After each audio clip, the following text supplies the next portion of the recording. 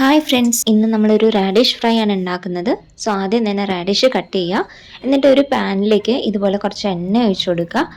അതിനുശേഷം നമ്മൾ നേരത്തെ ചോപ്പ് ചെയ്ത് വെച്ചിരിക്കുന്ന റാഡിഷ് ഇതിലേക്ക് ആഡ് ചെയ്ത് കൊടുക്കുക. സാധാരണ നമ്മളൊരു പൊട്ടറ്റോ ഫ്രൈ ഉണ്ടാക്കുന്ന അതേപോലെ തന്നെയാണ് നമ്മൾ ഈ റാഡിഷ് ഫ്രൈ ഉണ്ടാക്കുന്നത്.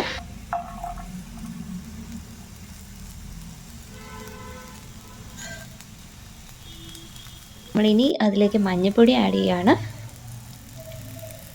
മുളക് പൊടി, പിന്നെ ആവശ്യത്തിന് ഉപ്പും ചേർക്കുക. എന്നിട്ട് നന്നായിട്ട് ഇതിനെ നമ്മൾ ഇളക്കി കൊടുക്കുക. ഇനി തീ നമുക്ക് ലോ ഫ്ലെയിമിൽ വെക്കാം.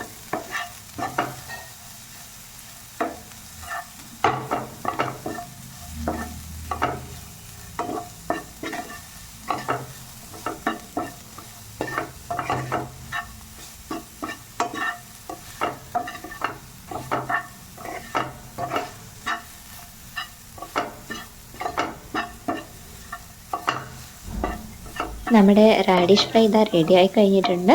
കുട്ടികൾക്കെല്ലാം ഇഷ്ടപ്പെടുന്ന രീതിയിലാണ് നമ്മളിത് ചെയ്തിട്ടുള്ളത്. സോ എല്ലാവരും ട്രൈ ചെയ്തിട്ട് കമൻറ്റ് ചെയ്യാം.